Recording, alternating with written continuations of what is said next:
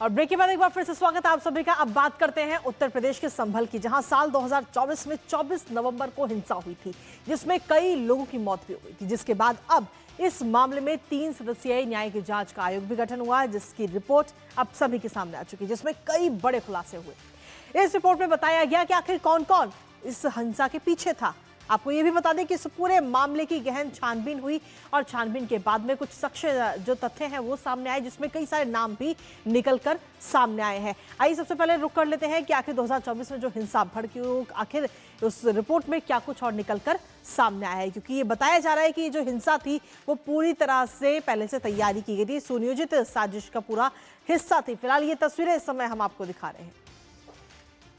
ये तस्वीरें इस वक्त आपको दिखा रहे हैं। 2024 हिंसा की जो रिपोर्ट है उसे पेश किया गया सदन में। इसके साथ ही रिपोर्ट में कई सारे बड़े खुलासे हुए हैं। 2024 में ये हिंसा भड़की थी और प्लानिंग के तहत ये पूरी हिंसा की गई थी, ये इस रिपोर्ट में सामने आया है। इसके साथ ही अफवाह उड़ा करके पूरी भीड़ को जुटाया गया वहां पर, जब टीम वहां पर पहुंची थी सर्वेक्षण करने के लिए। और साजिश में कहीं ना कहीं समाजवादी पार्टी के सांसद का भी नाम, वर्ग का नाम इसमें सामने आ रहा है।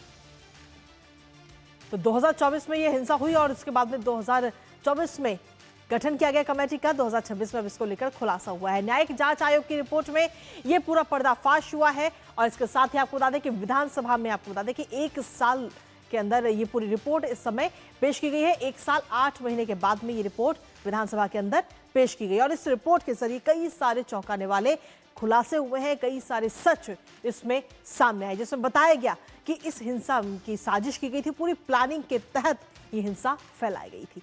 इसके साथ ही कई बड़े चेहरे भी इसमें सामने आए, कई बड़े चेहरों का जिक्र इस रिपोर्ट में किया गया, जिसमें समाजवादी पार्टी के जो नेता हैं उनकी भूमिका पर पूरा संदेह और साथ ही सांसद जो है जियाउर रहमान वर्क, उनका भी नाम इस रिपोर्ट में सामने आया है। इसके साथ ही सुहेल इकबाल पर भी कई सारे सवाल उठे हैं। दरअसल सुहेल इकबाल जो है वो विधायक इकबाल महमूद के बेटे हैं और उनका भी नाम इस रिपोर्ट में सामने, उनका भी जिक्र किया गया। प्रशासन और पुलिस की प्रभावी कार्रवाई, जहां पुलिस की गोलियों से किसी की भी मौत नहीं हुई है, ये बात इस रिपोर्ट में कही गई है। तो एक के बाद एक कई सारे चौंकाने वाले खुलासे इस रिपोर्ट के जरिए किए गए हैं। आखिर संभल हिंसा में क्या क्या हुआ है और कब कब हुआ है वो भी आपको बता देते हैं, लेकिन इसके साथ ही सर्वे करने के लिए टीम पहुंची थी 24 नवंबर को 2024 को। और आइए आपको सुनाते हैं। आज ऐसा माहौल क्रिएट किया जा रहा है सोची समझी साजिश के तहत कि आज उल्टा हमें अपनी बचाव की स्थिति मानना पड़ रहा है। हम क्यों अपनी सफाई इस चीज पे पेश कर रहे हैं? जान हमारी गई है, ना कि किसी पुलिस के अधिकारी की, प्रशासनिक अधिकारी की। मैं ये नहीं चाहता कि पुलिस प्रशासनिक अधिकारी की किसी की जान जाती, लेकिन जान हमारी गई है और उसके बावजूद भी अपराधी हम ही साबित हो रहे हैं। ऐसा तो नाइंसाफी, जुल्म की इंतहा है। हम लोग उस समय भी कहते थे कि ये संभल की हिंसा प्रायोजित है और उसमें समाजवादी पार्टी के महत्वपूर्ण पदाधिकारी लोग इन्वॉल्व हैं प्रवोक करने के मामले में। अब कमीशन ने ऐसा कहा है तो वो बात सिद्ध हो गई। आखिर संभल हिंसा में कब कब क्या क्या हुआ है फटाफट से वो भी आपको बता दें। दरअसल 24 नवंबर 2024 को ये पूरी हिंसा भड़की थी। सर्वे करने के लिए टीम गई थी वहां पर, एएसआई की टीम, जिस पर हमला किया गया वहां के लोगों की तरफ से। शाही जामा मस्जिद का सर्वे होना था और ये सर्वे करने के लिए टीम पहुंची थी। भारी संख्या में मस्जिद के पास लोग जो है वो इकट्ठा हुए।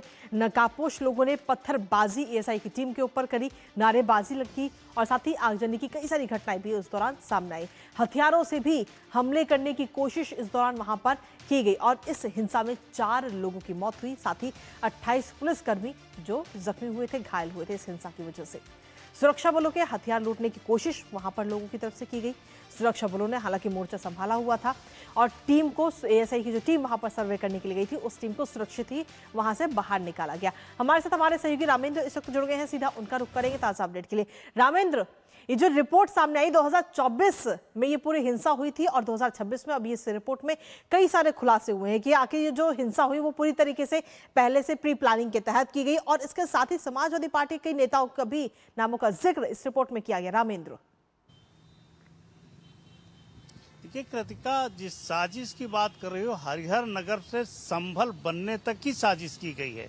आप वो बड़ी हिंदू आबादी का क्षेत्र था जहां भगवान विष्णु जी की पूजा की जाती थी, तो वो संभल बनने तक पूरी हिस्सा थी व्यवस्था की गई और इसमें पिछली सरकारों का पूरा दोष था। उन्होंने इनको प्रश्रय दिया। इनको ये गलतफहमी थी कि इस सरकार में भी वही करेंगे, गोली कट्टा लाएंगे, पत्थर लाएंगे और पुलिस के ऊपर पथराव करेंगे और जो कुछ चाहेंगे उसको रोक देंगे।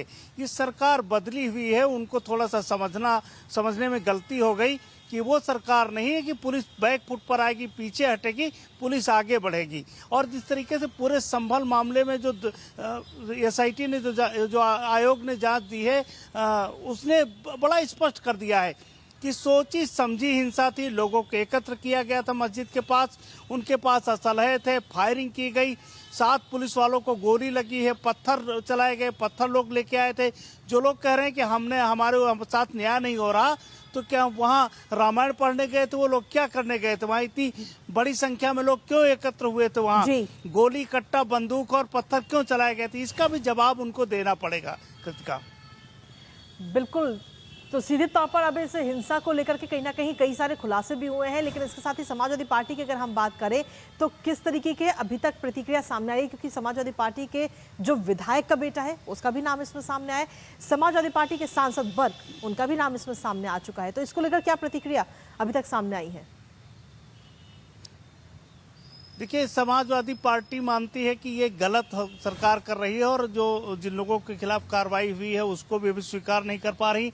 लेकिन वर्ग का जो पूरा परिवार है, चाहे बिजली चोरी में हो, चाहे अन्य घटनाओं में हो, पूरी तरीके से खुल करके सामने आ गया है कि उनकी वास्तविक स्थिति क्या है।